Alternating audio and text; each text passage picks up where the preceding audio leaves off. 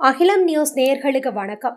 இன்றைய நாளுக்கான இரவு நேர பிரதான செய்திகள். விரிவான செய்திகளுக்குள் செல்ல முன்னதாக முதலில் இன்றைய தலைப்புச் செய்திகள். வடக்கு மாகாணத்திற்கு மட்டும் புதிய நடைமுறை, தாதியர்கள் போராட்டம். மக்கள் அதிகாரத்துக்கே முன்னுரிமை, ஜனாதிபதி உறுதி. மேலும் பல உயிர்களை பலி கொடுக்கும் முன் இந்த இணையவழி கடன் மாஃபியா தொடர்பில் ஆராய்ந்து நடவடிக்கை எடுங்கள். முகநூலில் பிழைப்பு நடத்தும் ஜந்துக்கள், செல்வம் அடைக்கலநாதன் ஆவேசம். தமிழர் பகுதி வீதியோரத்திலிருந்து 7 கடவுச்சீட்டுகள் மீட்பு. எமிரேட்ஸ் ஏர்லைன்ஸில் இலங்கையர்களுக்கு வேலை வாய்ப்பு. சட்டவிரோத மணல் அகழ்வு, போலீசாரின் திடீர் நடவடிக்கையால் 6 வாகனங்கள் மீட்பு. ஜனாதிபதியிடம் நற்சான்று பத்திரங்களை கையளித்த புதிய தூதுவர்கள் மற்றும் உயர்ஸ்தானிகர்கள். கடும் இடிமின்னல் தொடர்பான எச்சரிக்கை. தொடர்பென விரிவான செய்திகள்.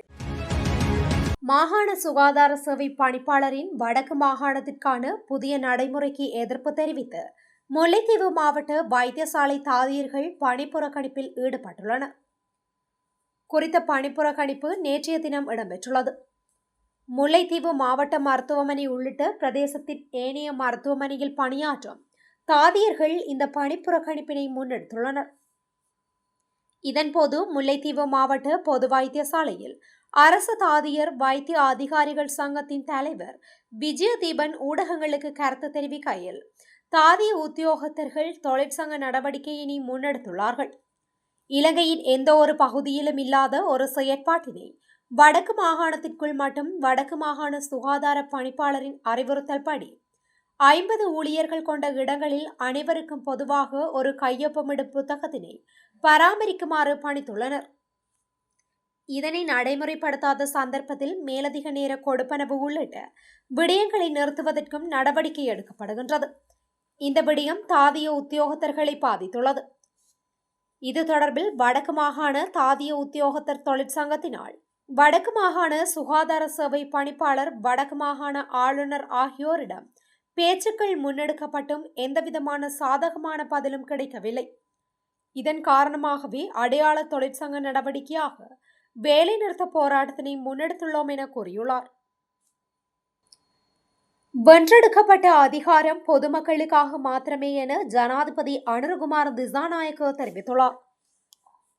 இன்று நடைபெற்ற கார்த்திகை வீரர்கள் தின நிகழ்வில் கலந்து கொண்டு கருத்து தெரிவிக்கும் போதே ஜனாதிபதி இதனை தெரிவித்துள்ளார். கடந்த காலங்களில் ஒன்றாக குற்றங்களில் ஈடுபட்டவர்கள் தற்போது ஒன்றிணைந்து விட்டதாகவும் அவர் இதன்போது சுட்டிக்காட்டியுள்ளார்.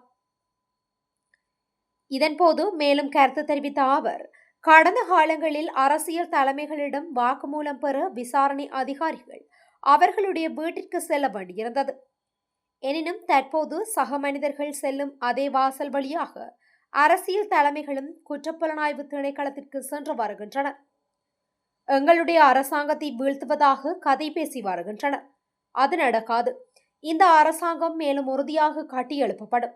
கட்சி பேதங்களின்றி அரசாங்கம் தனது பணியை நிறைவேற்றும். சட்டத்தின் முன் அனைவரும் சமமானவர்களே என தெரிவித்துள்ளார். எதிர்க்கட்சி தலைவர் சாஜித் பிரேமதாஸ் அத்தனகல்லை பிரதேச செயலக பிரிவின் வெலகெதிர எனும் கிராமத்தில் ஹிமாயா செவ்வந்தி என்ற இளம்பெண் இணையவழி கடன் மாஃபியாவில் சிக்கி அவர் தனது உயிரை மாய்த்து கொண்டார் என அறிய கிடைப்பதனால் இந்த விடயம் தொடர்பில் அரசாங்கம் கவனம் செலுத்த வேண்டும் என்று எதிர்க்கட்சி தலைவர் சாஜித் பிரேமதாஸ் இன்று பாராளுமன்றத்தில் தெரிவித்தார். இதுபோன்ற இணையவழி கடன் வழங்கும் பல சட்டவிரோத நிறுவனங்கள் காணப்படுவதனால் இது தொடர்பாக ஒரு முறையானதொரு சட்டத்தை அமல்படுத்தப்பட வேண்டும் என்றும், இந்த விவகாரத்தை ஆராய்ந்து பார்த்து மேலும் பல உயிர்கள் பலியாகும் முன் இதனை இல்லாதொழிப்பதற்காக அரசாங்கம் எடுக்கும் நடவடிக்கைகளை முன்வைக்குமாறு எதிர்க்கட்சி தலைவர் இங்கு மேலும் கோரிக்கை விடுத்துள்ளமை குறிப்பிடத்தக்கது. என் மீது சுமத்தப்பட்ட குற்றச்சாட்டுகளை ஆதாரத்துடன் நிரூபித்து காட்டும்படி முகநூலில் பிழைப்பு நடத்தும் ஜந்துக்களிடம் கேட்டுக்கொள்கின்றேன் என நாடாளுமன்ற உறுப்பினர் செல்வம் அடைக்கலநாதன் தெரிவித்துள்ளார். நாடாளுமன்றத்தின் இன்றைய அமர்வில் கலந்து கொண்டு கருத்து வெளியிடும் போதே அவர் மேற்கண்டவாறு குறிப்பிட்டுள்ளார். அவர் மேலும் கூறுகையில், நான் உறுதியாக கைது செய்யப்படுவேன் என முகநூலில் செயற்படும் ஒரு பக்கத்தில் தெரிவிக்கப்பட்டிருந்தது. இது நாடாளுமன்ற சிறப்புரிமை அதிகார சட்டத்தின் 22 இரண்டாம் பிரிவினை மீறும் செயலாகும். முகநூலில் பிழைப்பு நடத்தும் ஜந்துக்கள் என் மீது சுமத்திய குற்றச்சாட்டுகளுக்கு ஆதாரங்களை சமர்ப்பிக்க வேண்டும். அதனை நான் நீதிமன்றத்தில் சந்திக்க தயாராக உள்ளேன் என தெரிவித்துள்ளார். திருகோணமலை புல்மோட்டை 13வது தூண் பகுதியில் வீதியோரத்தில் கைவிடப்பட்டிருந்த இலங்கையர்களுக்கு சொந்தமான 7 வெளிநாட்டு கடவுச்சீட்டுகளை புல்மோட்டை போலீசார் மீட்டுள்ளனர். இந்த கடவுச்சீட்டுகள் தொடர்பாக போலீசாருக்கு கிடைத்த தகவலின் அடிப்படையில் புதன்கிழமை மதியம் இந்த கடவுச்சீட்டுகளை மீட்டதாக போலீசார் தெரிவித்தனர். இந்த கடவுச்சீட்டுகளை யாரோ இந்த இடத்தில் விட்டு சென்றிருக்கலாம் என்று போலீசார் சந்தேகிக்கின்றனர். இந்த கடவுச்சீட்டுகளை இந்த இடத்தில் யார் விட்டு சென்றனர் என்பதை கண்டறிய புல்மோட்டை போலீசார் விசாரணையை தொடங்கியுள்ளமையும் குறிப்பிடத்தக்கது. மத்திய கிழக்கின் மிகப்பெரிய விமான நிறுவனமான எமிரேட்ஸ் ஏர்லைன்ஸ் இலங்கை உள்ளிட்ட பல நாடுகளில் விமான பணியாளர்களை ஆட்சேர்ப்பு செய்வதாக அறிவித்துள்ளது. ஆர்வமுள்ள விண்ணப்பதாரர்கள் இலங்கை ஆட்சேர்ப்பு அமர்வில் பங்கேற்க தகுதி பெற ஆன்லைனில் விண்ணப்பிக்குமாறு விமான நிறுவனம் கேட்டுக்கொண்டுள்ளது.